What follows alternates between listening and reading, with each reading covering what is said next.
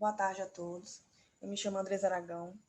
Eu sou doutoranda pelo programa de pós-graduação em biotecnologia da Rede Nordeste Biotecnologia Renorbio, conucleadora na Universidade Federal do Piauí, sob a orientação da professora doutora Maria Celina Martins de Carvalho. Hoje eu vou estar falando sobre o trabalho aceito, que é o plasma perimuniquino encapsulado como análise ultraestrutural. O plasma perimuniquino é um composto de uma variedade de imunoglobulinas, com a prevalência de imunoglobulina G, que tem a principal função de transferência de anticorpos de um animal para o outro. Durante esse processo de estudo, desenvolvemos o plasma hiperimune em pó. E para isso, a gente fez com que ocorresse uma microencapsulação. E essa técnica foi utilizada por ela promover uma elaboração de partículas biopoliméricas, que são capazes de acondicionar materiais em pequenas cápsulas, que liberam seu conteúdo sob condições específicas a fim de preservar a viabilidade do material encapsulado. Então, o objetivo do nosso trabalho é realmente avaliar a microencapsulação do plasma perimuniquino mediante a microscopia eletrônica de varredura, que é o mais conhecido como MEV. Na metodologia, a gente utilizou 1 grama desse pó liofilizado, foi fixado em uma fita adesiva metálica de carbono dupla face, montada sobre os stubs do microscópio com altura e diâmetro de aproximadamente 1 centímetro, respectivamente. Após isso, ela foi acondicionada dentro de um metalizador chamado Coron Q150RES e foi recoberta por uma fina camada de ouro, aplicando-se uma corrente de 45 mA por 200 segundos. Após esse procedimento, foi redirecionada essa amostra para o MEV, o microscópio eletrônico de varredura, com o modelo Tescam Vega 3, para fazer com que ocorresse a visualização. E foi utilizado uma aceleração de voltagem de 10 kV. Durante a avaliação dos resultados, a gente pôde observar que o plasma perimuniquino microencapsulado foi realmente detectado um aglomerado de micropartículas, com tamanho de variedade de 10 a 50 nanômetros. Essa variedade foi vista com diferentes aumentos, desde 980 vezes a 61.300 vezes, e pôde-se observar que ocorreu a formação dessas cápsulas e a aglomeração das mesmas. E com isso, a gente pôde concluir que foram observadas microcápsulas exibindo formas circulares com superfícies apresentando depressões irregulares também, com ausência de rachaduras ou fissuras. Obrigada. Olá, sou Jacques Senan, sou doutorando da Renorbio, orientando do professor Dr. Silmar Silva Teixeira, e vou apresentar um sistema móvel para reconhecimento e controle espacial e temporal da hanseníase com aplicação de inteligência artificial. A hanseníase é uma doença milenar negligenciada. São diagnosticados mais de 200 mil casos novos todos os anos no mundo. O Brasil, a Índia e a Indonésia respondem por 80% desses casos. No Brasil, são mais de 25 mil casos novos por ano. É um problema crônico de saúde pública, tem um elevado índice de morbidade, devido a afetar peles, nervos periféricos dos pés, mãos e olhos.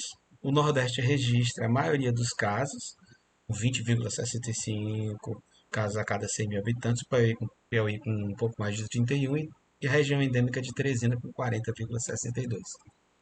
O Sistema de Informação Hospitalar registrou mais de 5 mil internações por ano por complicações da hanseníase. O Sistema Único de Informações de Benefícios registrou mais de 6 mil benefícios. Desses beneficiários, em sua maioria homens, com idade entre 20 e 49 anos, ou seja, a idade ativa da vida. Por isso questionou-se, a inteligência artificial ela pode contribuir para o diagnóstico precoce e o controle temporal e espacial da hanseníase? O objetivo geral é criar uma solução inteligente que auxilie no diagnóstico precoce da hanseníase e o seu controle espacial e temporal.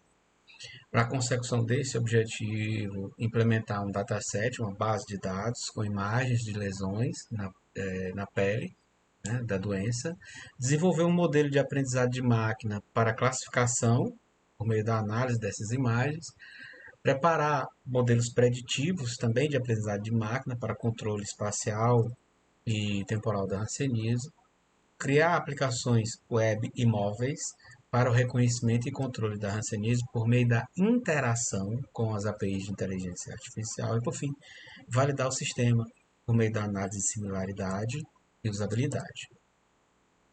O sistema é composto por 3 aplicações, uma aplicação web, 2 aplicações móveis e 3 APIs, uma API de classificação e 2 APIs preditivas. Como funciona? Uma aplicação móvel, ela captura a imagem na pele e envia essa imagem para a API de classificação, que retorna um resultado tanto para a aplicação móvel quanto para uma aplicação web.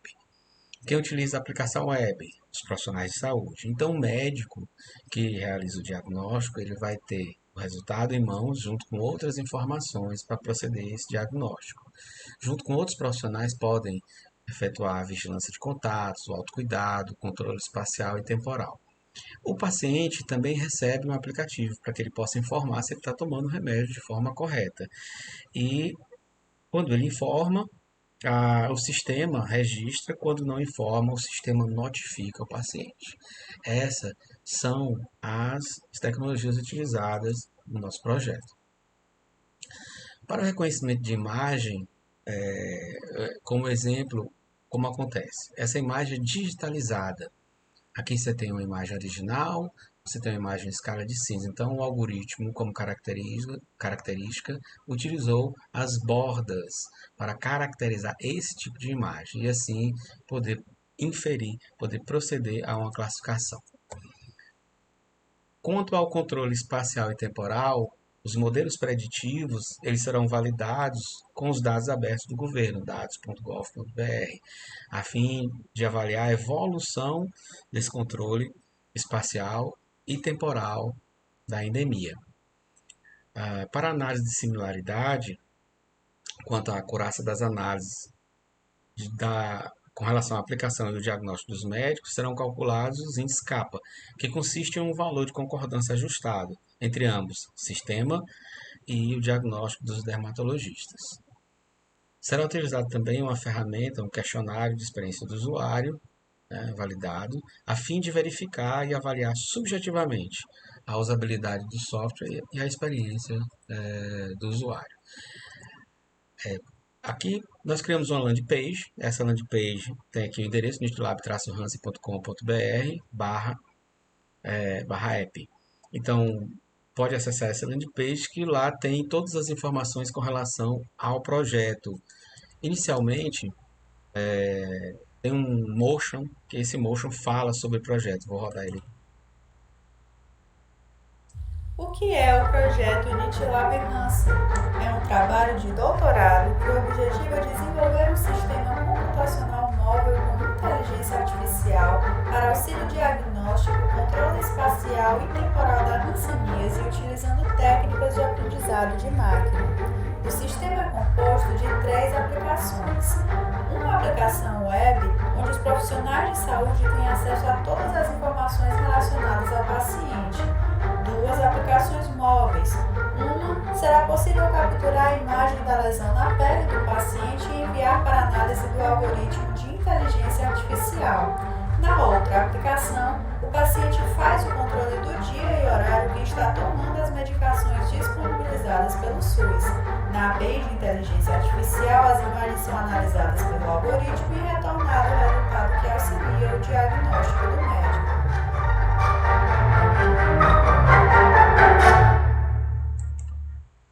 Então tem esse motion que fala sobre o projeto, a landing page, que é uma apresentação do projeto, tem todas as partes que compõem a pesquisa, os parceiros, tem outro motion que fala sobre a hanseníase, todos os motions são de 1 minuto, outro motion que fala sobre o laboratório. Daí tem os módulos que fazem parte do sistema, na landing page também é apresentada a equipe, né, que trabalha no projeto, as produções, por enquanto software e registro de marca já foram solicitados.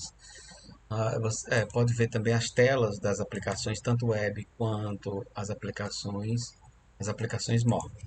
Através da landing page também pode-se ter o acesso à aplicação web. Então, Aqui na aplicação web faz o login e basicamente o que é feito na aplicação web? É o cadastro do paciente, né, com as informações que são comuns. A notificação, no caso da Hanseníase, a notificação é compulsória. E aqui, vamos mostrar mais à frente. O médico pode proceder, então, ao diagnóstico, colocando o CPF do paciente. Ele tem acesso a todos os exames, inicialmente, inclusive a análise de imagem, avaliação neurológica simplificada, a escala SALSA, enfim, todos os exames que são feitos normalmente. E aí pode determinar o tipo de hanseníase e o tratamento adequado. Pode ser realizada a vigilância de contatos, ou seja, o paciente for diagnóstico com hanseníase e aí verificados os casos contatos. E nesses casos contatos, fazer a análise, registrar os exames. Um controle geográfico, os ícones em lilás são casos índices, ou seja, pacientes diagnosticados com hanseníase e seus casos contatos. Pode ser feita a busca ativa, os ícones em amarelo são pacientes, casos contatos, na verdade, que não foi feita ainda uma avaliação. Então, só clicando, você pode ter acesso, por exemplo, à avaliação neurológica inicial, a fazer algum tipo de análise de imagem, fazer o teste de sensibilidade, utilizando os monofilamentos para saber a sensibilidade de uma área específica na pele e informar através dessas imagens, dessa interação desse formulário e no final calcular o grau de incapacidade, por exemplo. Esse é o teste neurológico, mostrando apenas esse teste aqui. Os pacientes que não informam que estão tomando remédio são notificados. Então, aqui pode ser emitido, por exemplo, um relatório. Tem também o aplicativo Hansen Profissional, que também pode ser utilizado para o controle espacial e é utilizado principalmente para a captura da imagem e enviar essa imagem para a API de inteligência artificial. Então, deixa eu fazer aqui uma captura. Uma captura da imagem. Então, com a captura da imagem da pele, é necessário que se faça o cadastro. Né? O profissional ele pode estar no bairro, ou numa escola, ou em qualquer local, identificando uma mancha, algum sintoma característico, ele pode fazer a imagem da pele, cadastro paciente, fica obrigatório, que haja o cadastro da pessoa.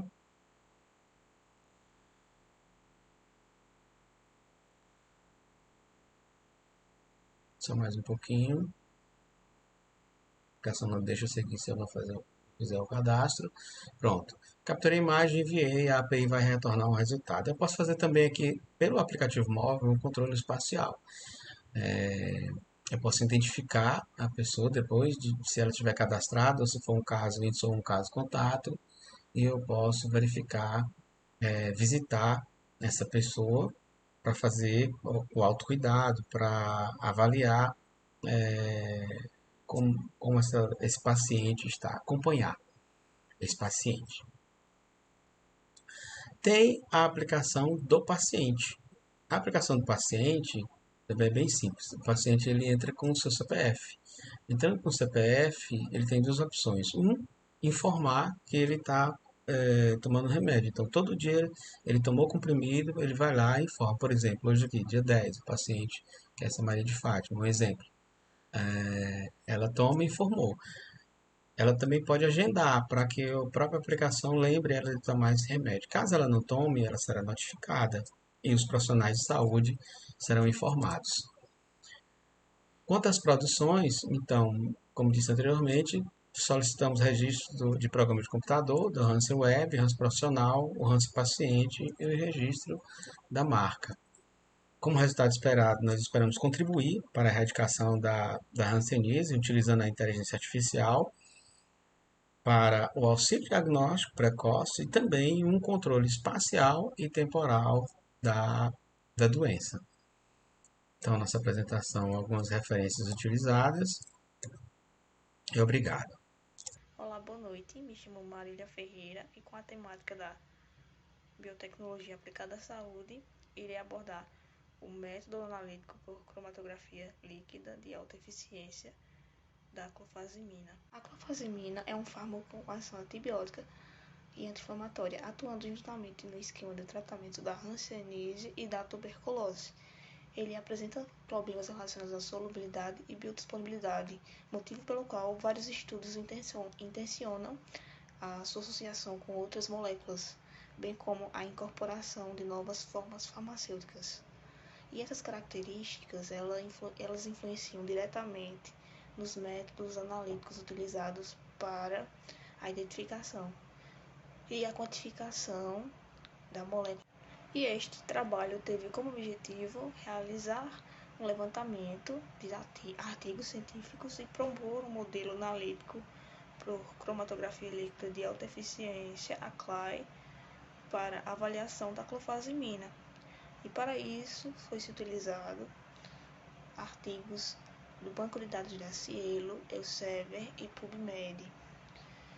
E, de acordo com o critério de inclusão e objetivo a ser analisado, ou seja, ele tinha que cumprir os pré-requisitos de métodos analíticos para a CLAI e para a comprovação como uma ferramenta potente e específica adequada para a análise da clofazimina.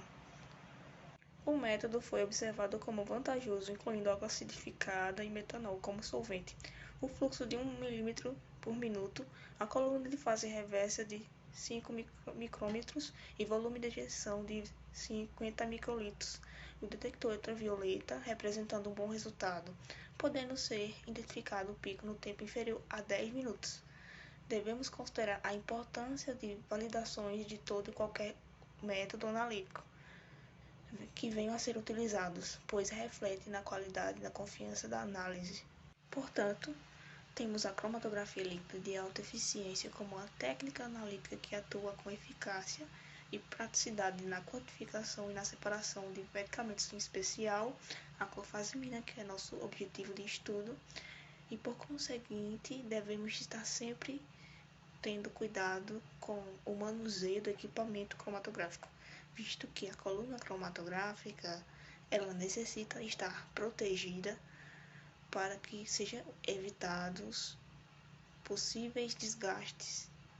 Outros critérios em relação à CLAI precisam ser obedecidos, como por exemplo, faixa de pH adequada, o uso de um solvente correto, que possua uma pureza elevada, e também temos a sílica como exemplo que vai atuar como suporte para a coluna analítica, evitando assim uma possível corrosão. E por fim, é necessário que se façam investimentos em cromatografia na molécula de clofazimina, a fim de colocar informações ainda mais completas, uma vez que é uma técnica muito promissora para a separação e quantificação da amostra sem interferentes externos e internos entre fármaco e cromatógrafo. Bom dia a todos. Trabalho intitulado como Solanolicocarpo, fonte de substâncias bioativas com potencial antinociceptivo, apresentado por mim, Melissa Graziele Moraes. A espécie Solanolicocarpo é amplamente encontrada no Cerrado brasileiro, principalmente na região centro-oeste, e apresenta grande relevância para o meio ambiente, tendo em vista a sua contribuição na preservação e na recuperação das áreas degradadas, uma vez que esta espécie possui rápida germinação, suas mudas são obtidas de maneira rápida e contínua. Além disso, esta espécie ela é muito importante na preservação do lobo-guará, tendo em vista que confere proteção às infecções parasitárias causadas pelo parasito Dioctófima renale. E este lobo, ao defecar as sementes íntegras, favorece a dispersão das sementes, o que contribui também na preservação e na recuperação das áreas degradadas.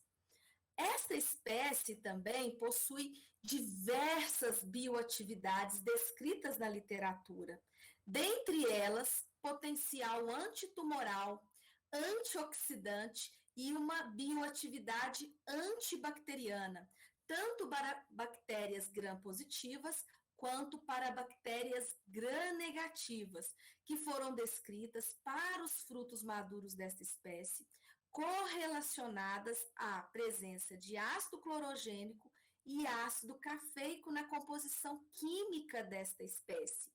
Além disso, a literatura relata também bioatividades para folhas dessa espécie, bioatividade anti-inflamatória, correlacionada à presença dos flavonoides camperol e apigenina. Neste contexto, o presente trabalho tem como objetivo realizar a caracterização fitoquímica e avaliar a bioatividade antinociceptiva do extrato etanólico obtido a partir do fruto maduro de Solano licocarpo, sendo traçada as seguintes metodologias. Inicialmente, o extrato etanólico foi obtido a partir dos frutos maduros, coletados, secados em estufa com as sementes, triturados, obtido então material vegetal em pó, que foi submetido à percolação exaustiva com solvente etanol, obtendo-se o extrato etanólico, que foi concentrado em evaporador rotatório, posteriormente liofilizado. E a caracterização fitoquímica do extrato etanólico foi feita a partir da cromatografia líquida, acoplada ao detector de arranjos de diodos e espectrômetros de massas, sendo preparado uma amostra de extrato etanólico a 1 mg por ml, solubilizado em metanol água, 7/3 volume por volume, que foi filtrado e submetido à cromatografia, utilizando coluna C18 com fase estacionária e fase móvel. E os dados obtidos foram comparados com dados já descritos na literatura científica. Para avaliar a atividade antinociceptiva do extrato etanólico, foi realizado o teste de nocicepção induzida por formalina, no qual foi utilizado camundongos suínos machos, distribuídos em 5 grupos com N igual a 7, que foram submetidos a tratamentos por via intraperitoneal, sendo o grupo controle, recebeu solução veículo, o grupo indometacina recebeu o anti-inflamatório e 3 grupos receberam extrato etanólicos em 3 doses. Um grupo em uma dose de 30 miligramas por quilogramas, o outro grupo de 100 e o outro grupo de 300 miligramas por quilogramas. Após o tratamento e decorrido 30 minutos, foi feita a administração da substância nociceptiva, que vai induzir a nocicepção, que foi formaldeído a 2,5% no volume de 20 microlitros na pata posterior esquerda de todos os animais, sendo avaliado tempo de reações de nocicepções que basearam em mordidas, lambidas e sacudidas das patas, em 2 fases. Na primeira fase, a fase neurogênica, de 0 a 5 minutos, após a latência de 10 minutos, a segunda fase, que é a fase inflamatória, de 15 a 30 minutos. Também foi realizado o teste de contorções abdominais induzidas por ácido acético, também para avaliar a atividade antinociceptiva do extrato etanólico, onde os camundongos suínos machos também foram distribuídos em 5 grupos, submetidos a tratamento por via intraperitoneal. Um grupo recebeu controle, outro grupo indometacina e os outros 3 grupos receberam as doses de 30, 100, 300 miligramas por quilogramas do extrato etanólico, respectivamente. Decorridos 30 minutos do tratamento, foi realizada, então, a administração via intraperitoneal do agente nociceptivo, ácido acético a 1%. E após o período de latência de 10 minutos, foi avaliada, então, as reações de nocicepções, que basearam-se no número de contorções abdominais associadas ao estiramento dos membros posteriores, em um período de 20 minutos. Os resultados dos testes de nocicepção foram avaliados por análises estatísticas, sendo realizado a partir do software GraphPad Prisma versão 5.0. A caracterização fitoquímica mostrou a presença dos alcaloides solazodina e peiminina, assim como a presença dos ácidos fenólicos 3,5-DIOE-cafeoilquímico e 4,5-DIOE-cafeoilquímico na composição química do extrato etanólico obtido a partir dos frutos maduros de Solano licocarpo, nos quais possuem atividades antinociceptivas descritos na literatura. O teste de nocicepção induzido por formalina revelou bioatividade antinociceptiva para o extrato etanólico nas 3 doses avaliadas, sendo que na primeira fase, a fase neurogênica, observou-se bioatividade antinociceptiva somente nas doses de 100 e 300 miligramas por quilograma. Já na fase inflamatória, observou-se atividade antinociceptiva nas 3 doses avaliadas, principalmente uma considerável bioatividade na dose maior, de 300 miligramas por quilograma, que apresentou diferenças estatísticas consideráveis, tanto em relação ao controle, quanto em relação à indometacina. O teste de contorções abdominais também mostrou a bioatividade antinociceptiva para o extrato etanólico, nas 3 doses avaliadas, que apresentaram potencial antinociceptivo com uma inibição das contorções abdominais de mais de 90%. Conclui-se que o extrato etanólico possui, então, substâncias bioativas como peiminina, solazodina e os ácidos 3,5-DIOE-cafeoilquímico, 4,5-DIOE-cafeoilquímico, que foram identificados nos frutos de Solano licocarpo e estão correlacionados à bioatividade antinociceptiva. E é importante salientar que a literatura descreve atividade antinociceptiva para espécies do gênero Solano, como Solano acanthoides, Solano betáceum, que contribui para o presente estudo. E a literatura relata considerável atividade antinociceptiva feminina para a solazodina e para os ácidos cafeoilquímico. Essas foram as referências utilizadas para este trabalho. Gostaria de agradecer ao UFSJ, ao Programa de Pós-Graduação em Biotecnologia da Universidade Federal de São João del Rei e também à FAPEMIG, a CNPq e a CAPES.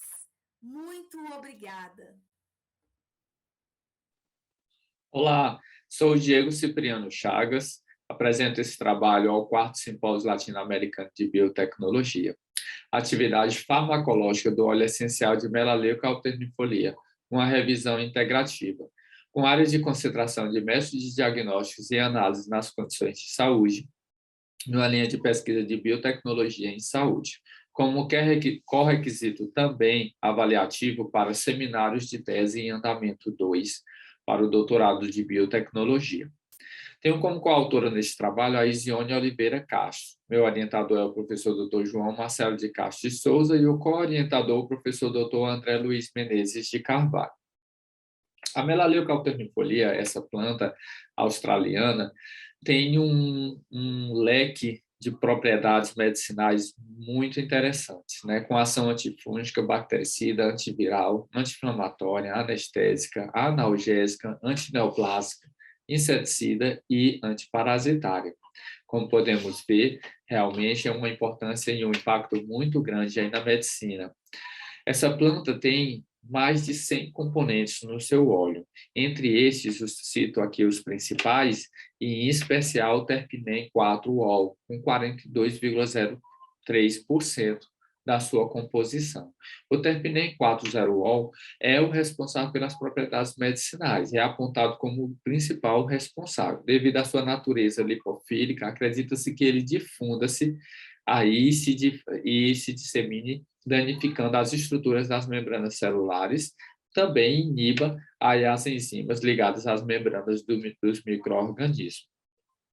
O trabalho tem o objetivo de identificar, então, na literatura científica, as atividades farmacológicas do óleo essencial de melaleuca alternifolia. E, para tanto, nós trabalhamos uma revisão sistemática, tanto científica como tecnológica, buscando aí, desde outubro de 2020 a janeiro de 2022, nas bases PubMed e BVS, todas as produções científicas voltadas para a aplicação de melaleuca alternifolia, formulações com esta, e nas bases da Organização Mundial de Propriedade Intelectual, o IPO, do Escritório Europeu de Patentes, ExpressNet, Escritório de Patentes e Marcas dos Estados Unidos, UPSTOR, e o Instituto Nacional de Propriedade Intelectual, INPI, nós buscamos todas as patentes que mostravam aplicações do óleo essencial de melaleuca. Para todas essas buscas, nós usamos os descritores DEX e MEX, melaleuca alternifolia, and humanos or humans. E assim, a gente conseguiu levantar uma revisão científica com a inclusão de todos os artigos científicos com resumos e textos completos, publicados de 2010 a 2022, modelos em humanos, produções em vivo e aplicações do óleo para fins farmacológicos. Mas excluímos todas as revisões de literatura, dissertações de tese e produções que tratavam de outras espécies de melaleuca. Essa revisão sistemática foi seguindo as recomendações da Preferred Reporting Items of Systematic Reviews and Meta-Analysis. A revisão tecnológica incluiu todas as aplicações da melaleuca alternifolia em humanos e também que tivessem fins farmacológicos, e excluiu todas as aplicações para fins de cosméticos, alimentares, aplicações de animais, associação para produtos agrotóxicos. Resultamos na produção científica. Na base PubMed, 68 trabalhos, Medline 166, Lilacs 6 e IBMEX 3 trabalhos. Duplicados estavam 73, então nós tivemos aí artigos selecionados por títulos e resumos, um total de 170. Após as exclusões dos fatores, restaram 36 produções. E na científica, no banco IPO, 74 resultados, SpaceNet 40, UPSTOR 174 e NPI 37 resultados. Estavam repetidos 59. Então, com todos os fatores de exclusões, excluíram 237 trabalhos, resultaram em 29 patentes para a avaliação de atuação, aplicação e utilização dessas patentes. A atividade bacteriana do óleo essencial de melaleuca alternifolia mostra aí muita força contra bactérias gram-positivas. A mais frequente é a Staphylococcus aureus. Os estudos indicam uma moderadamente alta influência, alto efeito contra essa bactéria. O óleo essencial de melaleuca é também, em grande parte, bactericida, né? Quando em torno de 2% de sua concentração, ou mesmo bacteriostático em concentrações menores, 0,2%. E em concentrações de 2 mg por ml, mostrou ação contra agentes bactericidas, tanto quanto cepas da Staphylococcus aureus, da coli, da aeruginosa e da Acinetobacter baumannii. Então, veja que tem uma potência muito importante contra bactérias. A atividade antifúngica contra fungos filamentosos associados a infecções foram testados 13 isolados clínicos e a atividade fungicida foi observada para concentrações de 2%. Evidências de tratamento promissor em concentração de 0,5 a 1% para Candida cruzi e com 0,02% contra a Trichophyton e Megatrophitis. Estudos com concentração de 0,5 a 1% apresentaram forte atividade antifúngica para Cândidas albicans, podendo alcançar susceptibilidade em baixíssimas concentrações, de 0,125%.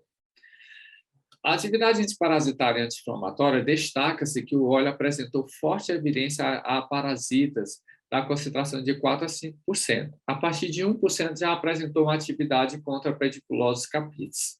Destaca-se também que uma forte ação contra ácaros e em concentrações a partir de 5%, alcançando a ação contra Demodex com concentração de 7,5%.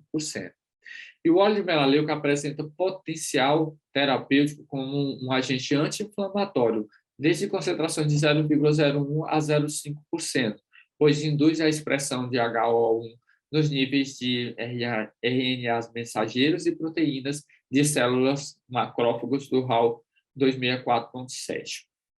Os seus efeitos citotóxicos e atividades antitumorais, uma investigação sobre o efeito tóxico das células de melanoma A375 e carcinomas de células escamosas, HEP2, exibiu forte citotoxicidade, resultando em apoptose e interrupção do ciclo celular, principalmente na fase G2 e M. E potencial citotóxico em linha celular de câncer de mama, MCF7, 4TI1, na concentração de 300 microgramas ml. O tratamento foi capaz de interromper o ciclo celular na fase S e também aumentar a expressão pró-apoptótica de genes dessas células.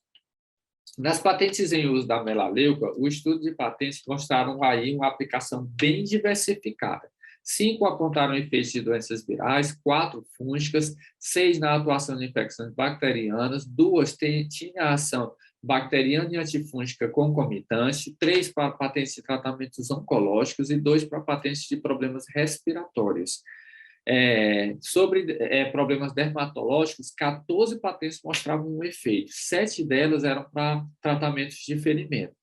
Observa-se uma aplicação considerável e excelente, como uma forma excelente como antisséptico, né? Seja no uso inalatório, mais comumente usado, em aplicações dermatológicas, né, em especial doenças inflamatórias. As patentes em estudos mostraram forte aplicação antifúngica para micoses e antibacteriana para Helicobacter pylori.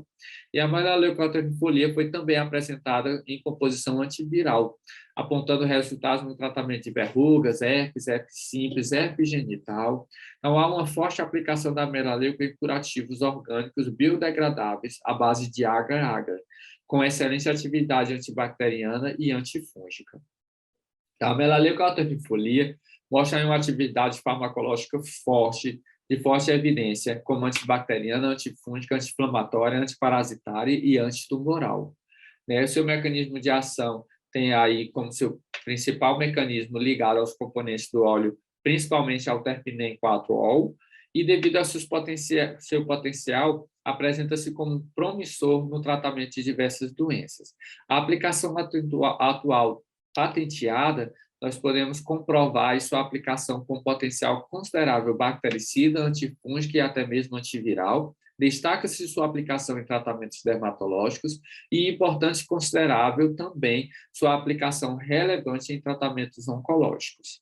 Porém, esse estudo indica a necessidade de mais aprofundamento sobre a melaleucoalternifolia, para um embasamento mais enriquecedor e profundo para esse estudo. Mostro aqui algumas referências utilizadas nesta apresentação e agradeço muito pela oportunidade de participação no 4º Simpósio Latino-Americano de Biotecnologia. Queria dizer que o mais marcante da conquista é a lembrança e as razões pelas quais lutamos. Peço desculpa um pouco pela minha dicção. Neste momento, eu venho apresentar esse trabalho, mas eu estou com um teste positivo para a Covid, então eu estou com algumas dificuldades na minha garganta para falar, e isso me dificultou um pouco na apresentação, mas é mais uma razão para crescer a minha gratidão na participação desse simpósio. Muito obrigado. Bom dia, eu me chamo Levi Magalhães Gugel Macedo, sou o autor principal do trabalho intitulado Virus-like Particles, VLP, e seu potencial biotecnológico na produção de vacinas. E, juntamente com os demais autores do trabalho, pertenço ao Laboratório de Biotecnologia e Biologia Molecular, LBBM, da Universidade Estadual do Ceará, UES.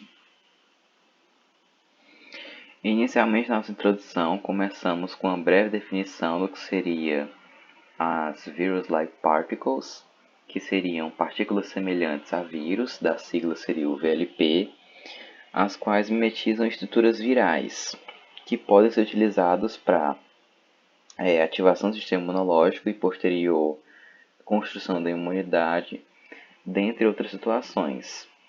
Como exemplo de um vírus comumente utilizado com relação às VLPs, temos o CPMV, ou Cowpea Mosaic Virus, o vírus mosaico do feijão cowpea, em que essa estrutura viral será condizente ao seu capsídeo, geralmente utilizado vazio, como forma de carrear alguma estrutura que será utilizada posteriormente para indução do sistema imunológico, como por exemplo o uso em vacinas. Seria possível utilizar, por exemplo, o Cowpea Mosaic Virus com alguma proteína ou alguma substância correspondente a algum patógeno, que seria possível inoculá-lo ao corpo humano de forma a ativar o sistema imunológico e fazer a construção de uma imunidade contra determinado patógeno. No caso, o uso do CPMV ele é bastante comum, tendo em vista que, de acordo com Lomonosov, ele já ser um vírus conhecido, tem-se o uso do capsídeo do CPMV como uma estrutura que está habilitado e há pesquisa já em andamento com relação a quais outras partículas virais ou proteínas podem ser anexadas, seja fora ou dentro do seu capsídeo. E também alguns fatores externos ao Cowpea Mosaic Virus contribuem para o seu uso ser tão largamente utilizado ao longo das últimas décadas. Também existe o CPSMV, que seria a cepa severa do CPMV, mas não entraremos nos detalhes ao longo desse trabalho. Nosso objetivo, então, foi demonstrar o uso de VLPs na biotecnologia e a sua importância para o desenvolvimento de vacinas. Como metodologia, nós nos utilizamos de uma revisão de literatura dos últimos 5 anos, utilizando as bases de dados PubMed e Cielo, com as palavras-chave VLP, Biotechnology e History.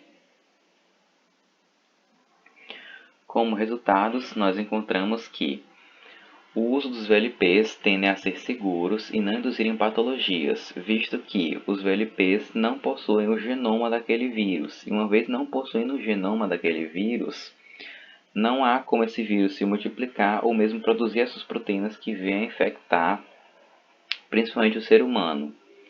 Logo, ele se torna uma forma segura de trabalho e também de modo terapêutico, como por exemplo as vacinas, para diversas situações. Aqui, como já foi dito, temos a possibilidade de uso em humanos sem grandes preocupações.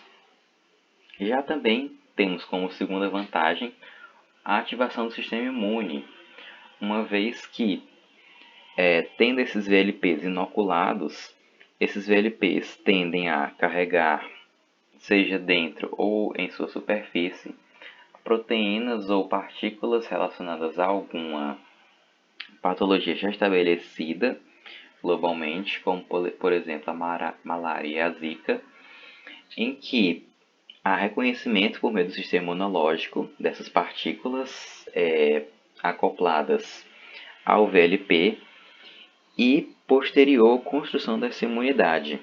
Ou seja, existem fatores bastante vantajosos com relação ao uso de VLPs para a produção de vacinas, principalmente com relação à área da saúde e biotecnológica. E também é importante frisar o uso em doenças contagiosas e letais. Temos, por exemplo, atualmente a pandemia da Covid-19, que é altamente contagiosa e já matou diversas pessoas ao longo do globo, em que seria possível utilizar VLPs para carregar proteínas que sejam comuns ao SARS-CoV-2, que é o vírus da Covid-19, por exemplo, a proteína S, que é a proteína Spike, ou proteínas comuns ao vírus Ebola, que é um dos vírus altamente letais que abrange principalmente aí o continente africano. O principal uso do CPMV, caracterizando um pouco mais o que seria esse vírus, ele é um vírus de RNA positivo, ou seja, um vírus em que basicamente há uma habilidade de ser capaz de já servir como RNA mensageiro e produzir então as suas próprias proteínas. Ele é pertencente ao Picornavirale e foi visto que VLPs em que foi usado o CPMV apresentaram uma resposta imune satisfatória a ambientes tumorais. E VLPs à base do CPMV tiveram a resposta mais eficaz, principalmente com o uso em camundongos. Isso se deve a, principalmente, o fato de o CPMV ser utilizado largamente nas últimas décadas e já ter sido estudado, como foi falado anteriormente, e possivelmente por ser um vírus que, além de sua produção ser facilitada, como, por exemplo, a produção em plantas do seu capsídeo, por exemplo, esse vírus ele pode ser facilmente reconhecido pelo sistema imunológico, uma vez que ele carrega alguma partícula, proteína viral ou de algum patógeno que se queira adquirir imunidade. E com isso haverá uma vantagem muito grande em se utilizá-lo. Como conclusão, temos que o uso de VLPs ainda requer alguns estudos relacionados, posto que, devido à diversidade dos sistemas virais, não se tem protocolos certos a serem seguidos e muitos protocolos às vezes necessitam de alguns adjuvantes para que haja de fato a funcionalidade do VLP. Então, essas pesquisas são necessárias e possivelmente ainda há um potencial muito grande com relação ao uso dos VLPs, principalmente relacionados às vacinas. E tem-se também que, entre os resultados principais, o CPMV, como base de alguns VLPs, se mostra bastante promissor em pesquisas para fins de produção vacinal e também para fomentar-se na indústria biotecnológica, visto que, como já foi falado, ele tem diversas vantagens com relação a demais VLPs. Também é possível perceber alguns estudos em que foi utilizado alguns adjuvantes com relação ao CPMV, o mesmo uso de alguns fluoróforos, em que haveria o seu uso para diversas situações, como os ambientes tumorais, que o câncer vem sendo uma das doenças que mais afeta a humanidade atualmente, e o fato de haver um VLP que fosse capaz de ativar o sistema imune para que então houvesse a mitigação desses ambientes tumorais, seria de extrema ajuda para pacientes que estivessem em tratamento ou mesmo para prevenir algumas situações que seriam inerentes à carcinogênese.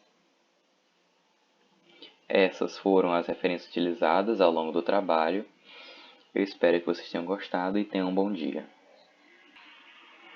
Bom dia, eu me chamo Levi Magalhães Gugel Macedo, sou o autor principal do trabalho intitulado Proteínas Recombinantes na Imunoterapia e, juntamente com os demais autores, pertence ao Laboratório de Biotecnologia e Biologia Molecular, LBBM, da Universidade Estadual do Ceará, UES. Na nossa introdução, inicialmente temos uma definição breve de como surgem as proteínas recombinantes, as quais são produzidas a partir de sequências de interesse, as quais foram inseridas em genoma de um organismo hospedeiro, e esse organismo hospedeiro ficará então responsável pela produção dessas proteínas recombinantes. Como principais aplicações dessas proteínas, temos seu uso na bioterapia, ou também chamada imunoterapia. Também temos o uso em pesquisas e na indústria biotecnológica.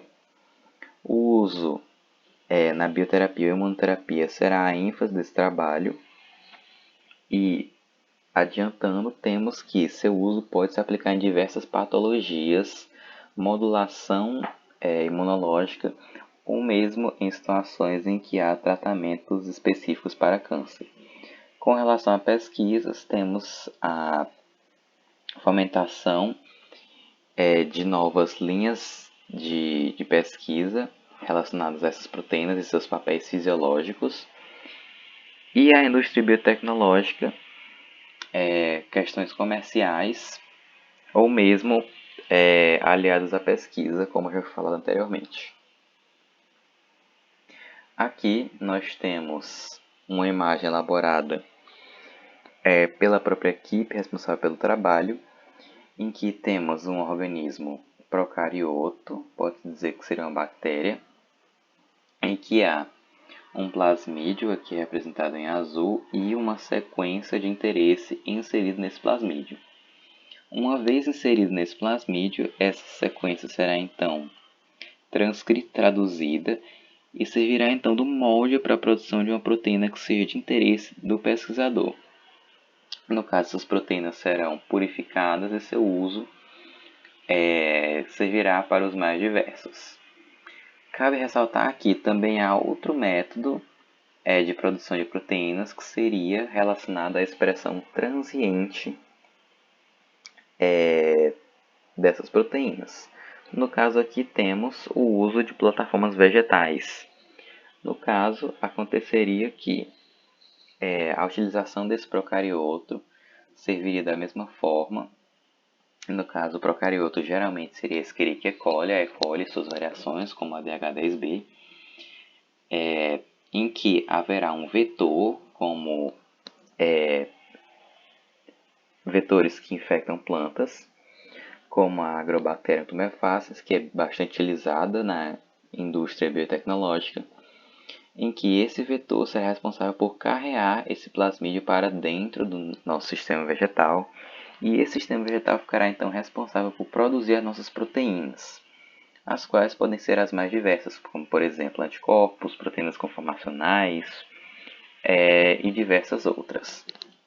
Cabe ressaltar que o uso e produção de proteínas em plataforma bacteriana, seria o caso aqui do organismo procarioto, apresenta algumas desvantagens relacionadas à produção em plataformas vegetais. As plataformas vegetais apresentam características pós-traducionais, como por exemplo a glicosilação dessas proteínas, as quais tornam essas proteínas muito mais estáveis e muito mais aptas à sua correta funcionalidade em comparação às produzidas em organismos procariotos. Dentre uma série de outras vantagens, como por exemplo a questão de serem mais similares a organismos mamíferos. Com base nisso, tem-se que o objetivo desse trabalho foi buscar sobre o motivo e também demonstrar formas de uso das proteínas recombinantes para o uso da imunoterapia. E, para isso, nos utilizamos de uma revisão de literatura dos últimos 5 anos, das quais foram utilizadas as bases de dados EnzoLife Science e o Science Direct, e utilizando as palavras-chave proteínas recombinantes e bioterapia.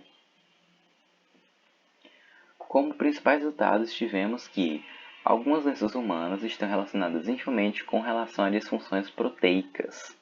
Temos aqui como 3 exemplos o diabetes mellitus, a hemofilia e alguns tipos de cânceres. No caso do diabetes mellitus, está relacionado com a resistência à insulina, ou mesmo a dificuldade da produção dessa insulina por meio das células beta-pancreáticas. Cabe ressaltar que, ao final do século XX, pâncreas de mamíferos eram extraídos para que se obtivesse essa insulina e com a utilização das proteínas recombinantes.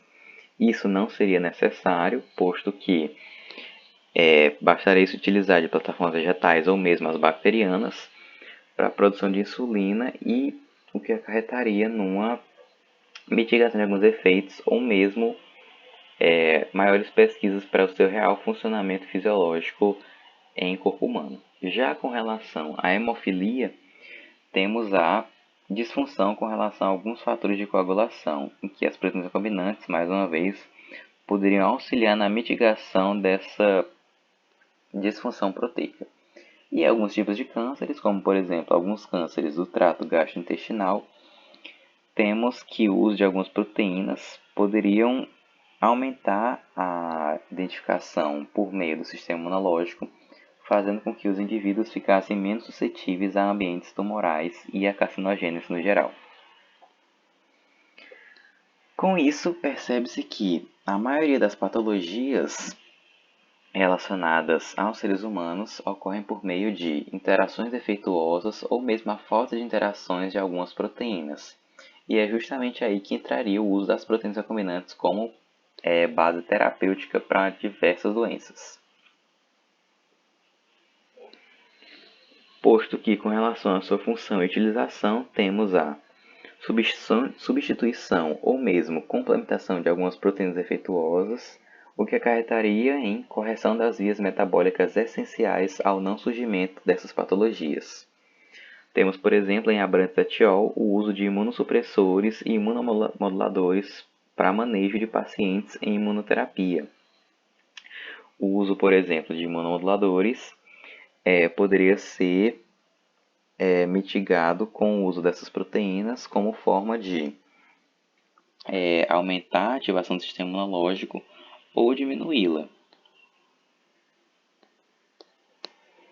Aqui temos uma figura de Donin et al. Do ano 2017, em que há a interação de uma célula tumoral com células T do sistema imunológico, em que há um carcinoma humano de bexiga, e estas células tumorais, crescendo descontroladamente, assim como mostra a figura, são capazes de inibir receptores responsáveis pela identificação do sistema imunológico e posteriormente a sua destruição. Ou seja, uma vez inibindo esses receptores, as células do sistema imunológico, como pode perceber aqui, uma célula T citotóxica, não consegue identificar esse receptor e não consegue destruí-la, fazendo com que o indivíduo fique muito mais suscetível a situações de carcinogênese e venha então possivelmente a desenvolver o câncer propriamente dito. Com o uso das proteínas recombinantes, é possível que haja uma inibição desses inibidores dos receptores, em que essa inibição ocorrerá por meio de anticorpos, os quais reconheceriam as estratégias dessas células tumorais e que haveria uma melhora da ativação do sistema imunológico para que houvesse a correta destruição dessas células e então, posteriormente, a inibição desses ambientes tumorais. Como conclusão, temos que as proteínas recombinantes possuem um elevado potencial para o seu uso terapêutico, como foi visto anteriormente, e também, além de possuir capacidade para compreensão de doenças futuramente, como, por exemplo, o uso de proteínas recombinantes poderia ser alvo para diversas dúvidas relacionadas a funções fisiológicas ou mesmo características iminentes a algumas doenças que posteriormente poderiam ser utilizadas ao longo de pesquisas e para fomentação na indústria biotecnológica. Essas foram algumas referências utilizadas ao longo do trabalho. Eu espero que vocês tenham gostado e tenham um bom dia. Olá, bom dia. Me chamo Maíra Bernardes Alves e vou apresentar para vocês, nesse 4º Simpósio Latino-Americano de Biotecnologia, o trabalho intitulado Licopeno da Goiaba Vermelha, o uso de um promissor sistema de liberação de drogas autoemulsificantes para aplicações anti-inflamatórias e antioxidantes. O licopeno é um carotenoide não cíclico com potencial aplicação no tratamento de doenças crônicas. Isso se deve principalmente à sua atividade antioxidante, que é realizada por 2 ligações duplas não conjugadas, trazendo maior reatividade à molécula e proteção do sistema celular através da estabilização de espécies reativas de oxigênio e de nitrogênio. Interfere beneficamente na expressão de genes envolvidos na inflamação sistêmica e na resposta de fase aguda. O tomate é a fonte tradicional de extração do licopeno, mas à medida que a demanda de licopeno vem crescendo, tornou-se necessário explorar fontes alternativas para sua obtenção. Então, metodologias analíticas para a extração e isolamento de carotenoides da goiaba vermelha foram desenvolvidas, resultando na produção de um extrato rico em licopeno da goiaba vermelha e o licopeno purificado da goiaba vermelha. Estes foram testados e foi visto atividade antioxidante, atividade antimicrobiana, anti-inflamatória, atividade antitumoral, além de diminuição de triglicerídeos plasmáticos e redução de peroxidação lipídicas em hamster hipercolesterolêmicos. Bom, desafiando as aplicações clínicas e alimentícias, devido o licopeno possuir baixa solubilidade em água, alta instabilidade à luz e ao oxigênio, alta oxidação e baixa permeabilidade intestinal, foi desenvolvida uma formulação que se mostra promissora, usando um sistema de entrega de drogas autoemulsificantes carregando licopeno purificado da goiaba vermelha. Esse produto é denominado nano-LPG e ele foi testado onde foi visto atividade antioxidante in vitro, estabilidade por 10 meses e citotoxicidade para células de câncer de próstata. Esse trabalho teve como objetivos reproduzir o sistema de entrega de drogas autoemulsificantes carregado com licopeno purificado da goiaba vermelha, além disso, realizar testes de estabilidade térmica e avaliar o efeito da nano-LPG na expressão de genes relacionados ao sistema imunológico. Então, interleucina 10, TNF-alfa, COX-2, interferon-gama, de células mononucleares do sangue periférico, utilizando o PCR em tempo real. Então, a nano-LPG ela foi produzida a partir do licopeno purificado da goiaba vermelha, associada a monoestearato de isobutano, óleo de coco, etanol, acetona, água destilada e polissorbato 80. Depois da produção, esse produto foi caracterizado quanto ao seu tamanho médio de partícula e o índice de polidispersão, onde foram medidos através do DLS, e o potencial zeta nas mesmas condições. Além disso, a nano-LPG ela foi submetida ao ensaio de estabilidade térmica, onde a amostra 2 ml foi aquecida a 45 graus e resfriada a 4 graus Celsius em intervalos de 48 horas por 30 dias. Bom, com relação ao efeito da nano-LPG na expressão de genes relacionados ao sistema imunológico em células mononucleares do sangue periférico, então, esse sangue periférico humano, ele foi coletado de doadores saudáveis em tubo contendo EDTA. As células mononucleares foram isoladas por gradiente de densidade usando FICOL e o halo de células mononucleares foi coletado. Foi realizada, então, a lise dos eritrócitos com cloreto de amônia e a contagem de células foi realizada com auxílio de uma câmara de Neubauer. As células mononucleares, elas foram plaqueadas em meio de cultura RPMI e tratadas com 25 microgramas de nano-LPG. Após 24 horas, as células foram colhidas e submetidas à extração de RNA. Após isso, foi realizada a síntese de cDNA para utilização nos experimentos de PCR em tempo real. O gene que codifica o GAPDH foi utilizado como normalizador. E os genes cuja a expressão foram analisados são os que codificam interleucina 10, TNF-alfa, COX-2, interferon gama. Bom, como resultados, nós temos sobre o efeito do estresse térmico sobre o tamanho, o índice de polidispersão, potencial zeta e os aspectos macroscópicos da nano-LPG, nessa tabela abaixo, onde os resultados indicam que após 15 dias de estresse térmico, houve perda de cor, mudança de textura e separação de fases após centrifugação. Embora essa perda de cor ela possa estar relacionada à degradação do licopeno, ela ocorreu após 15 dias de estresse térmico, pela exposição da nano-LPG a 45 graus Celsius. Enquanto outros autores, utilizando a mesma metodologia em 2002, demonstraram que o declínio do licopeno total aconteceu 12 horas após o experimento. Então, o aspecto cremoso ele foi observado e ele pode estar relacionado à evaporação de água, aumentando assim a concentração de tensoativos, né, presentes na formulação, e com relação à separação de fases, ela foi restaurada a homogeneidade em poucos segundos após a agitação. Essas figuras, elas nos mostram A e a B foi antes do estresse térmico, né, mostrando tanto o aspecto macroscópico da nano-LPG, como a curva de distribuição do tamanho, e C e D após o estresse térmico, né? Então, mostrando que mesmo tendo alteração macroscópica, houve manutenção do tamanho da nano, quando comparado antes e após o estresse térmico.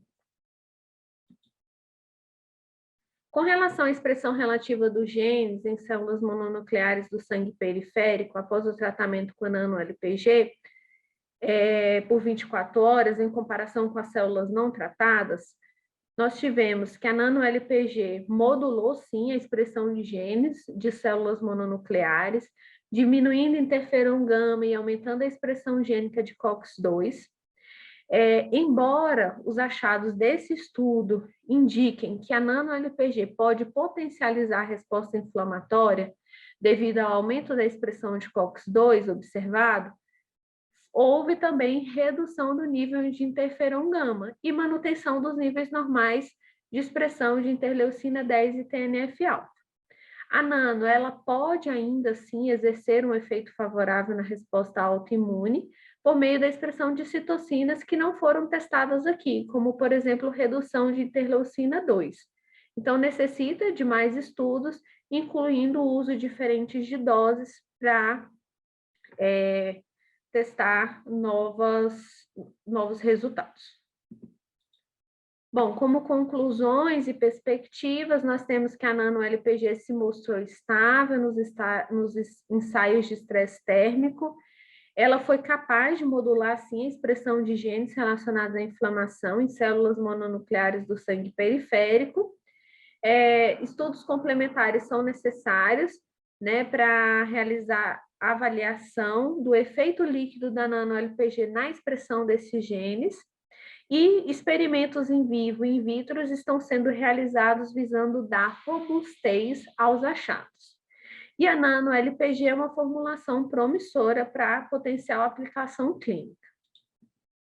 Eu gostaria de agradecer a oportunidade, gostaria de agradecer à Faculdade de Medicina da Universidade de Brasília pela oportunidade de realização do mestrado, ao Núcleo de Pesquisa em Morfologia e Imunologia Aplicada, ao laboratório pela possibilidade de realizar os experimentos e ao Centro Universitário UDF pela parceria. Obrigada. Olá, meu nome é Victor Hugo Oliveira Martins Coelho, faço graduação em Medicina na Universidade Católica de Pernambuco e, a pedido da comissão organizadora do evento, eu estou aqui para fazer uma apresentação breve do nosso resumo submetido e aprovado sobre a avaliação do potencial antimicrobiano de biosurfactantes frente a bactérias multiresistentes. Bactérias multiresistentes são micro-organismos capazes de causar intensas infecções hospitalares e comunitárias, com altos índices de mortalidade pela pouca terapêutica disponível. No contexto de pandemia, viu-se que muitas pessoas acabaram desenvolvendo infecções bacterianas secundárias à internação pelo quadro grave de Covid-19. Já os biosurfactantes, eles afetam a estabilidade da parede celular bacteriana, podendo ser uma alternativa viável ao combate de bactérias multiresistentes. Eles são moléculas anfipáticas, contendo porções hidrofílicas e hidrofóbicas, que se particionam na interface entre fases fluídas com diferentes graus de polaridade, como interfaces óleo-água ou ar-água. Então, nessa ilustração simples aqui, nós temos um esquema de como seria um biosurfactante possuindo a região apolar, que é hidrofóbica, que interage mais com a parte de lipídios, e a região polar, hidrofílica, que reage com substâncias polares como a água.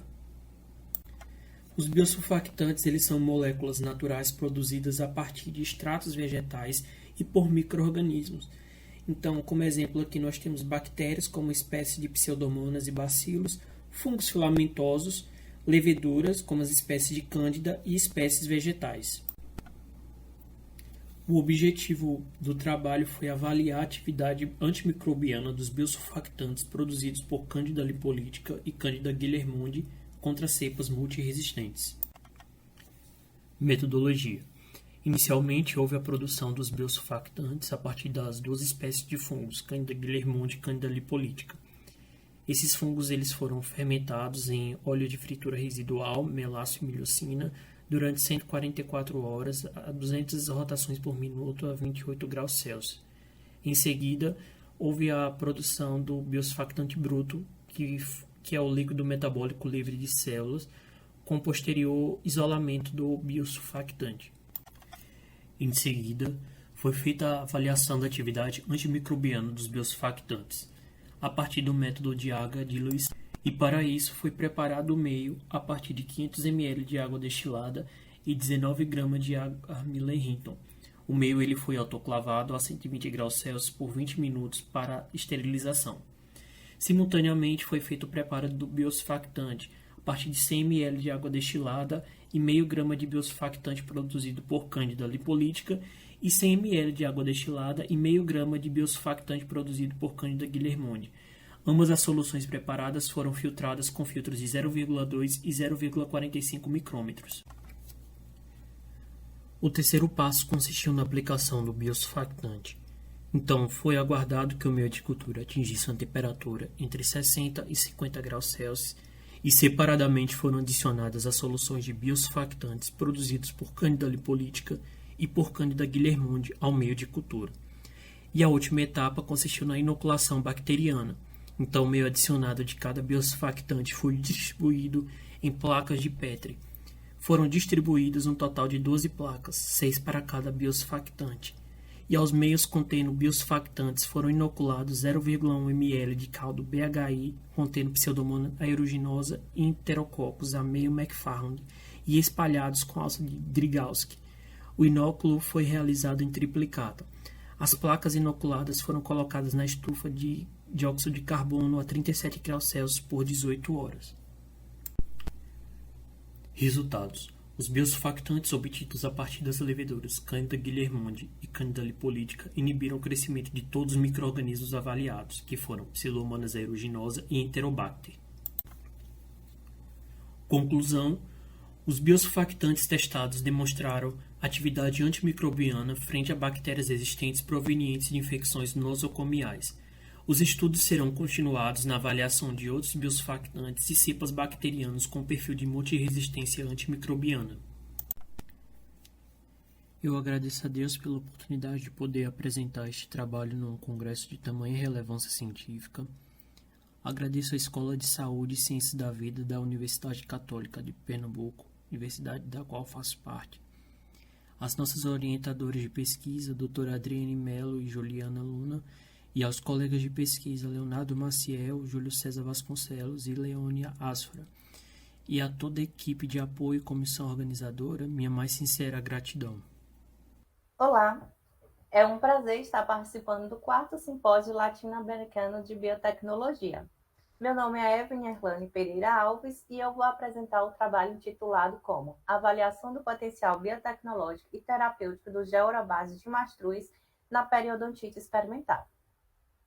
A periodontite é uma doença crônica inflamatória ocasionada pelo excesso do acúmulo de bactérias gram-negativas e gram-positivas no suco subgengival, onde a presença das mesmas irá desencadear a liberação de diversas citocinas, fatores de crescimento, enzimas e células que atuam de maneira específica, resultando na progressiva agressão aos tecidos periodontais, podendo levar mesmo até a perda do dente. No momento, a periodontite encontra-se em 6º lugar no ranking mundial das doenças inflamatórias que mais acometem a população. No entanto, a periodontite ela não está relacionada apenas com a região oral. Ela também pode ocasionar doenças em outros órgãos, como, por exemplo, em tecidos hepáticos e tecidos renais, como já foi publicado anteriormente no nosso grupo de pesquisa. Tendo isso em vista, pesquisadores buscam por produtos naturais que possam auxiliar no controle do biofilme, atuar como um possível anti-inflamatório, antioxidante e que possa vir a prevenir a reabsorção óssea característica da doença.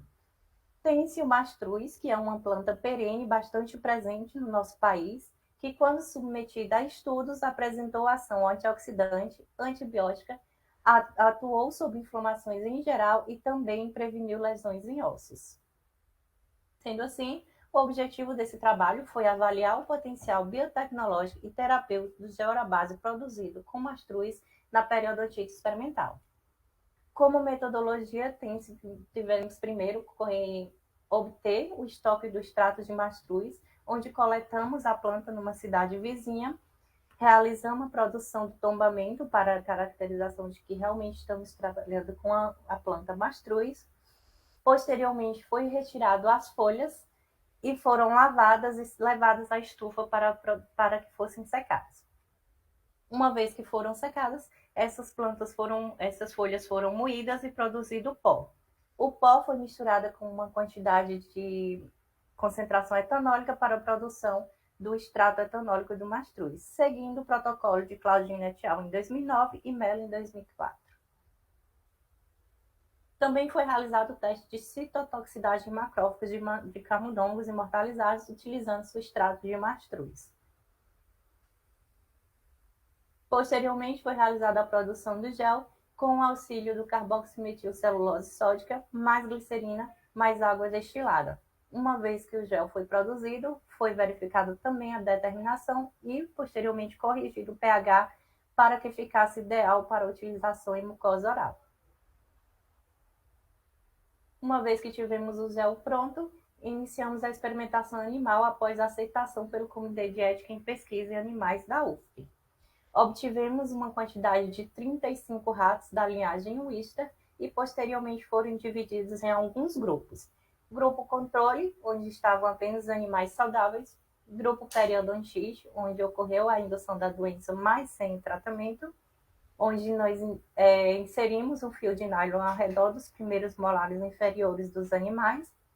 E este fio permaneceu aqui durante 20 dias, proporcionando maior acúmulo de bactérias e, assim, uma maior proporção da doença. Também tivemos os grupos mastruz dos géis 2, 4 e 10%. Passados os 20 dias experimentais, antes da eutanásia, realizamos a avaliação dos parâmetros clínicos orais, como índice de sangramento gengival, índice de profundidade de sondagem e mobilidade dentária.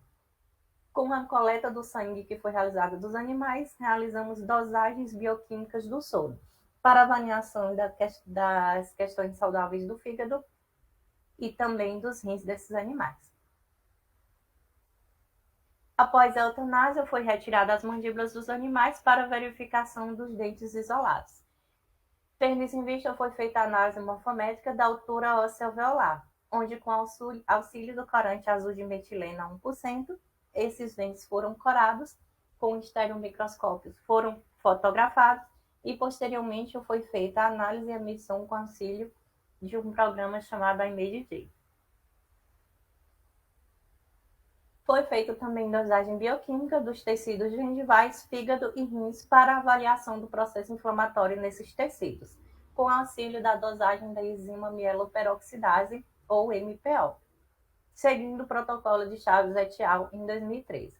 Por fim, foi feita análises estatísticas com auxílio do programa PRISMA-7, onde as amostras foram consideradas estatisticamente significativas quando houve um P menor do que 0,05. Como resultado, na obtenção do estoque do extrato de mastruz, obtivemos uma quantidade de 6,613 gramas do extrato para a produção do gel e demais testes que fossem necessários ser realizados. Com esse extrato, foi feito o teste de citotoxicidade em macrófagos, como mencionado anteriormente na metodologia, e obtivemos resultados positivos, onde o mastruz mostrou-se não citotóxico diante da presença de macrófagos, somente em quantidades exacerbadas, como em 800 microgramas por ml. Foi realizada a produção do gel nas concentrações de 2, 4 e 10%, numa quantidade de 30 gramas, seguindo o protocolo da 6ª edição da Farmacopeia Brasileira. Uma vez que o gel estava pronto, eles foram testados nos animais.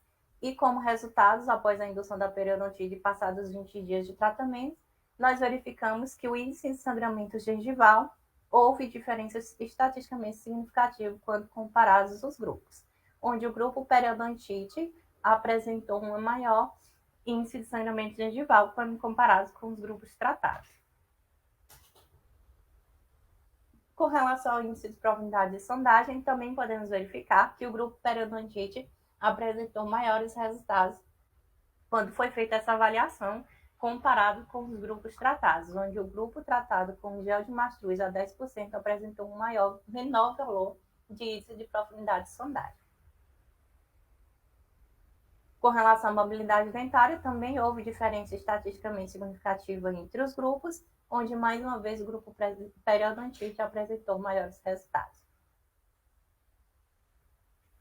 Nas dosagens bioquímicas do soro, principalmente em alanina aminotransferase e aspartato aminotransferase, que verificou a saúde do tecido hepático, nós podemos verificar que na dosagem de haste não houve diferença estatística entre os grupos controle e periodontite, no entanto, houve quando comparado com os grupos tratados. Já na dosagem de alanina aminotransferase, essa dosagem não foi muito significativa.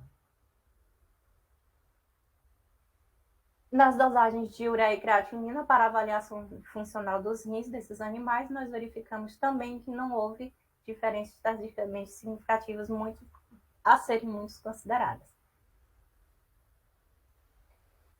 A análise morfométrica da altura óssea alveolar revelou que o grupo periodontite apresentou um maior valor de reabsorção óssea quando comparado com os grupos tratados, e o grupo tratado com gel de mastruz a 10% apresentou uma menor reabsorção óssea alveolar quando comparado com o grupo periodontite e com os outros grupos de tratamento de géis. As dosagens bioquímicas dos tecidos gengivais, fígados e rins, como a dosagem de MPO, revelou que no tecido gengival, a presença da infiltração neutrofílica no grupo periodontite, na gengiva e no fígado foram maiores quando comparados com os grupos tratados. Já nos rins também não houve diferenças estatísticas totalmente consideráveis. Como conclusão, a administração tópica do gel orabásico com mastruz mostrou ter um potencial tratamento adjuvante contra danos teciduais causados pela periodontite e pode ser uma possível fonte de novas descobertas biotecnológicas. Algumas das referências utilizadas nesse trabalho, e eu gostaria de ressaltar que trouxe resultados importantes para serem apresentados, no entanto, não trouxe números exatos, devido a esse trabalho fazer parte do meu doutorado e ainda não ter sido publicado. Mesmo assim, agradeço pela atenção. Meu nome é Fernanda Costa Menezes. Vou apresentar o artigo relacionado ao resumo submetido ao 4º Simpósio Latino-Americano de Biotecnologia, com o tema avaliação da atividade antimicrobiana do extrato hidroetanol da chinol brasileira sobre Staphylococcus aureus TCC 25923. Foi desenvolvido junto com os outros autores. O Staphylococcus aureus é um importante patógeno que acomete homens e animais, causando diversas formas clínicas graves. Na maioria dos casos, o diagnóstico é clínico e o tratamento, via de regra, é baseado nos resultados obtidos pelo antibiograma. No entanto, a existência de cepas capazes de mais resistente ao antibiótico tem representado um importante desafio ao tratamento. Por essa razão, o uso de plantas medicinais terápicas tem sido avaliado como uma ótima alternativa, como no caso da chinol brasiliense, mais conhecida popularmente como Baraúna e Baraúna, utilizada em nossa pesquisa. Essa planta pertence à família Anacardiaceae, do gênero Chinopsis, encontrada na Caatinga do Cerrado. É uma árvore endêmica brasileira de grande valor para o Nordeste. É utilizado na medicina popular para o tratamento de diversas infecções, tanto em animais e humanos. É de grande interesse ao comércio madeireiro e pela indústria farmacêutica. As infecções de Staphylococcus aureus são uma das principais causas de morbidade e mortalidade, tanto em humanos e animais. O Staphylococcus aureus possui um potencial risco de contaminação humana através de animais infectados de forma direta e indireta, expondo de forma preocupante os grupos de risco.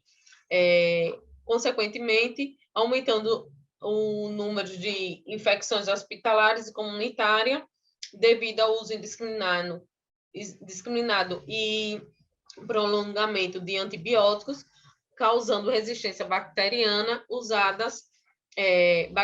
a drogas usadas na medicina humana e veterinária e na agricultura, sendo um impacto negativo financeiro e um grande problema para a saúde pública em geral. O Staphylococcus aureus, ele tem a capacidade de transferir determinantes de cepas de animais para as humanas e vice-versa. O pouco conhecimento e carência de pesquisa sobre a prevalência da bactéria e dos tratamentos alternativos credencia o surgimento de novas pesquisas como a nossa, no intuito de fortalecer o conhecimento em tudo que estiver relacionado ao Staphylococcus aureus, possibilitando, assim, os médicos e os veterinários testar e escolher uma abordagem terapêutica que seja eficaz com ou não a seleção bacteriana, surgindo os fitoterápicos como uma ótima alternativa. O objetivo é avaliar a atividade antimicrobiana in vitro do extrato hidroalcoólico da casca entrecasca da chinol brasiliense em cepas de Staphylococcus aureus multiresistente à droga TCC 25923. Este trabalho foi conduzido pelo Laboratório de Virologia Comparada do Departamento de Morfologia, vinculado ao Programa de Pós-Graduação em Biotecnologia, onde teve parcerias com outros laboratórios do MO, Departamento de Fisiologia, e com o laboratório do professor Emílio, da UFAL. Trata-se de um estudo descritivo, analítico e prospectivo. Foi selecionado a cepa padrão, a TCC de Staphylococcus aureus 25923, de origem hospitalar, pertencente ao LQPNB da UFES. A cepa foi reativada e padronizada, obedecendo os protocolos do NCCLS SSI 8ª edição. Foi utilizado casca entre a casca da chinol brasiliense, coletado no município de Olhos d'Água do Guazado, Alagoas, registrado e depositado no herbário da UFES. Após a coleta, o extrato hidroetanólico foi subtraído da casca entre a casca da chinol brasiliense. O extrato, gentilmente cedido pelo professor Charles, do Laboratório de Fisiologia. O extrato hidroetanólico da planta chinol brasiliense foi submetido aos testes de susceptibilidade microbiana pelo método de difusão em H. milirrito, conforme Bau et al. 1996. A amostra que apresentou o resultado positivo no teste qualitativo foi encaminhada para a determinação de concentração mínima. Ambos os testes foram realizados em triplicata para o micro-organismo ATCC de gram positivo. Para análise de toxicidade in vitro, foram utilizadas as frações de acetato de etila e clorifórmica. A viabilidade celular do macrófago pertencente à linhagem tumoral J774. Foi avaliada triplicata após 24 horas de exposição contínua às amostras, medida através do ensaio colorimétrico de redução do MTT a formosano de acordo com o MOSMA 1883.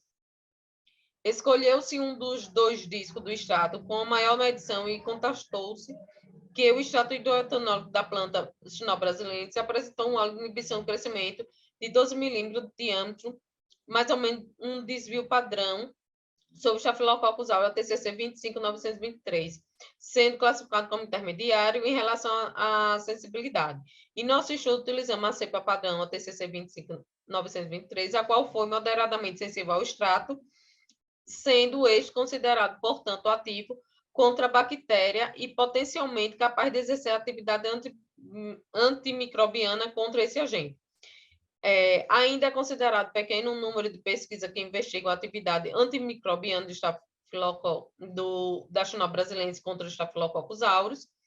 A maioria dos estudos descritos na literatura envolvendo Chinó brasileirense refere-se à identificação e isolamento de compósitos, sobretudo de extratos de folhas de casca, por meio de métodos de cromatográficos espectroscópicos, tais como GCMS, HPLCMS, RMN, tornando necessário, portanto, o desenvolvimento de mais pesquisas sobre a atividade antimicrobiana do Chinó brasileirense, que sigam um padrão metodológico semelhante e que possam confirmar nossos achados.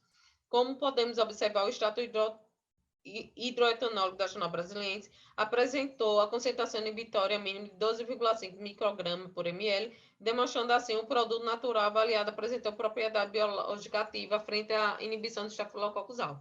Conforme obtido por Menezes, produtos naturais apresentam atividade antimicrobiana adequada quando a sua concentração inibitória é inferior a 100 miligramas por ml. Em nossa pesquisa, o SIM do extrato hidroetanólico da Chinó brasileirense apresentou valor muito baixo, o que indica elevada atividade antimicrobiana e colabora com o resultado de outros estudos.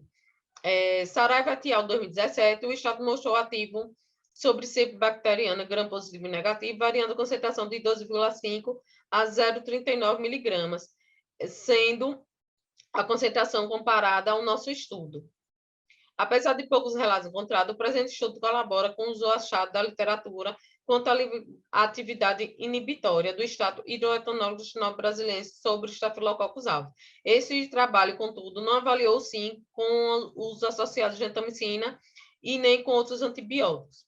Sugere, portanto, o desenvolvimento de novas pesquisas sobre o extrato hidroetanólico da Chinó brasileirense e sobre possível sinergismo com outros fármacos. Diante dos resultados observados em nossos estudos, podemos comprovar a atividade do extrato hidroetanólico da Chinó brasileirense como um agente antimicrobiano contra o Staphylococcus aureus. Esse gráfico representa o resultado da toxicidade da concentração do extrato da Chinó brasileirense em relação à viabilidade celular. Sabendo-se que 70% da viabilidade celular significa dizer que o extrato da planta é tóxico, observou que o controle positivo contendo somente água não obteve atividade, pois alcançou a porcentagem de viabilidade celular próxima a 100%. O DMO, 1% de controle negativo, confirmou que é tóxico, sendo demonstrada a viabilidade celular nas concentrações testadas. As amostras da Chinó brasileirense, por sua vez, apresentam baixa toxicidade, concentração de micrograma por ml, demonstrando, contudo, serem tóxicas nas concentrações de 100 microgramas por ml e muito tóxicas na concentração de 250 microgramas por ml. Observou, portanto, que as melhores concentrações do composto devem ser próximo de 20 microgramas por ml, buscando, com isso, viabilidade celular acima de 70% e a baixa toxicidade do extrato. Vai ressaltar que, de acordo com os relatos na literatura, existem poucos estudos sobre a atividade biológica da Chinó brasileirense. Até o momento, não foi encontrado nenhum estudo sobre avaliação da toxicidade em linhagens macrófagos in vitro, utilizando o extrato da casca entre a casca da Chinó brasileirense, sendo esse resultado descrito pela primeira vez. Na literatura, o que encontramos são pesquisas de toxicidade in vitro relacionadas à planta dessa mesma família, porém em estágios diferentes. IGA 2016 analisou a toxicidade dos extratos de alcachofra, chá verde e aroeiro de sertão em macrófago, como em nosso estudo. Na concentração de 12,5 miligrama por ml, a Aroeira do Sertão apresentou viabilidade celular de 145,8, mais ou menos, por cento, mais ou menos 22,72, chá verde de 110,6%, mais ou menos 15,74%, e alcachofra de 27,7%, mais ou menos 4,16% desvio padrão. Já o presente estudo, a menor concentração foi de 20 microgramas por ml, com a viabilidade celular acima de 70% das amostras. Por essa vez, a mais tóxica foi 250 microgramas por ml, entretanto, colaborando com os dados da nossa pesquisa, Silva et al. 2018, revisando alguns estudos em vivo sobre a atividade biológica da Sinol brasiliense nos anos 2007 e 2017, utilizando diferentes partes da planta de linhagem diferentes. Mesmo assim, também observaram baixa toxicidade da planta.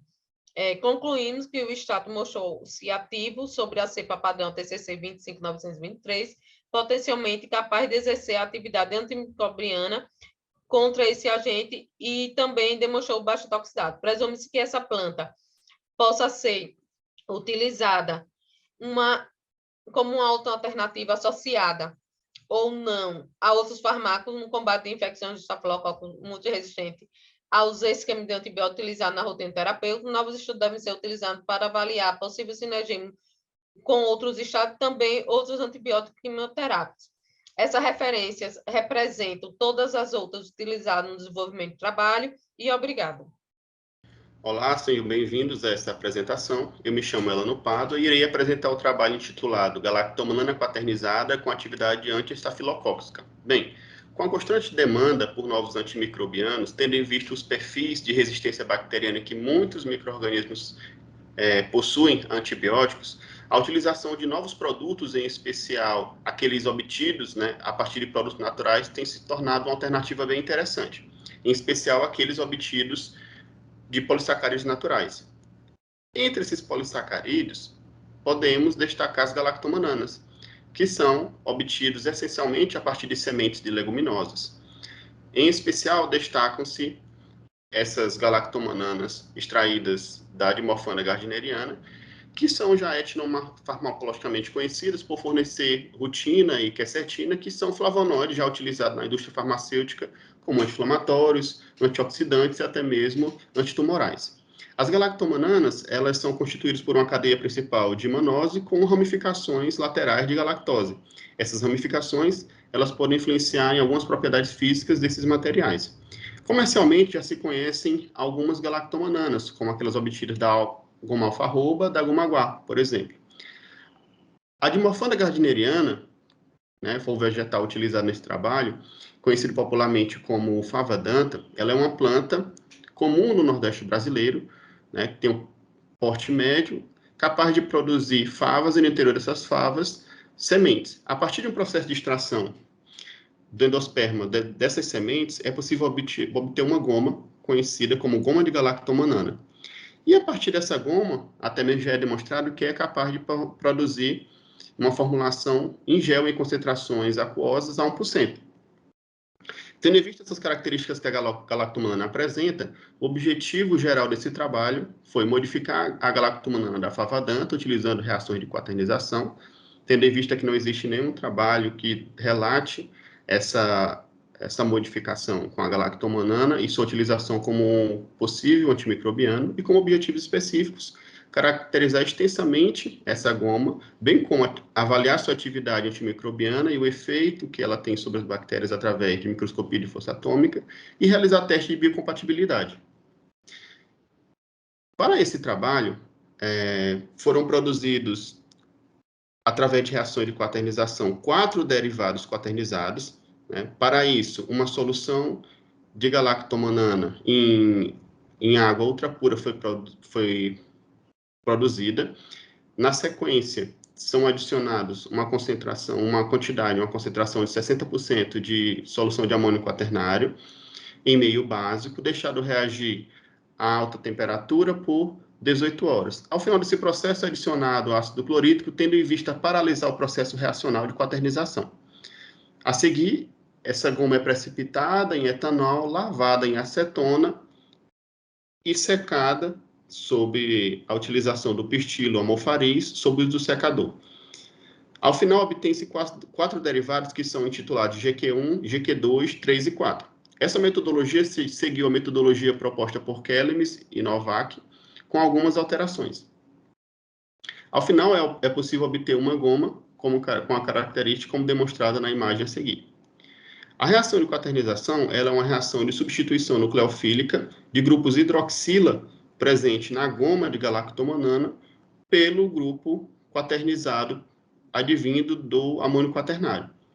E aí essa goma passa, então, através dos trabalhos já demonstrados, a apresentar uma carga positiva e esse grupo quaternário adjacente à estrutura da galactomanana.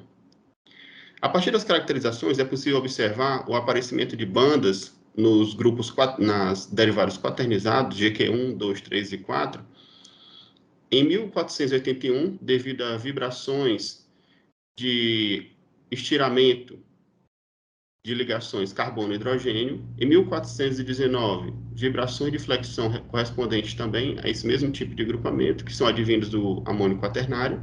E em 1970, também vibrações referentes a carbono e nitrogênio. Através da análise elementar, tendo em vista verificar a substituição dos grupos hidroxilas por grupos que contenham nitrogênio, é possível observar que houve um aumento progressivo de GQ1 a GQ4 referente à substituição desses grupos. O potencial zeta que tem objetivo de verificar a carga desses derivados permitiu verificar que a carga positiva aumentou progressivamente, corroborando que os resultados que essas gomas adquiriram de carga foram positivos. E quanto à massa molar, é possível observar que houve um decréscimo contínuo da massa molar, em que a goma não modificada possuía uma massa molar da ordem de 10 elevado a 6, enquanto o GQ4 obteve uma massa molar de ordem de 10 elevado a 3. Isso influenciado pela reação de quaternização em meio básico, que permitiu a quebra dessa galactomanana em uma massa molar menor, apesar da introdução dos grupos quaternizados à estrutura da goma. O teste antimicrobiano foi realizado, o teste de concentração inibitória mínima, tendo em vista verificar a capacidade antimicrobiana desses derivados. Todos os derivados foram utilizados para o teste, somente GQ3 e GQ4, como demonstrado na imagem, apresentaram atividade antimicrobiana. Para um micro-organismo Staphylococcus epidermidis, comumente associado a infecções dérmicas, foi observado que essa concentração mínima capaz de inibir o crescimento bacteriano foi de 125 microgramas por ml, enquanto em GQ4 essa concentração foi ainda menor, de 15,62 microgramas por ml. A partir dessa análise, GQ4 sobre o Staphylococcus epidermidis foi escolhido para uma análise de microscopia de força atômica, tendo em vista verificar como que acontecia essa alteração morfológica sobre essas bactérias. Na imagem acima, vemos a bactéria sem tratamento. Na imagem 2, vemos uma concentração acima da concentração inibitória mínima de GQ4, que já percebemos uma alteração morfológica. E na imagem inferior, uma alteração drástica da estrutura morfológica da bactéria, sugerindo a sua desestruturação e morte. O teste de biocompatibilidade foi realizado, o teste de citotoxicidade em macrófagos HAL 264.7, e demonstrou que em concentrações acima de 20 miligramas por ml de cada uma das gomas, foi capaz praticamente de obter 100% de viabilidade desses macrófagos. Concentração essa que é dezenas de vezes maior a concentração inibitória mínima, demonstrando uma segurança de utilização desses modificados sobre células dessa natureza. Dessa maneira, conclui-se que o presente estudo demonstrou o potencial da galactomanana com alto grau de substituição como agente antimicrobiano, que foi confirmado pela extensa caracterização por microscopia de força atômica, potencial zeta e massa molar. todos os derivados eles demonstraram ser biocompatíveis através do teste de citotoxicidade, e através disso pode-se afirmar que GQ3 e GQ4 demonstram ser promissores agentes antimicrobianos, em especial anti-estafilococcos, que podem ser otimizados no desenvolvimento de diversas formulações antimicrobianas.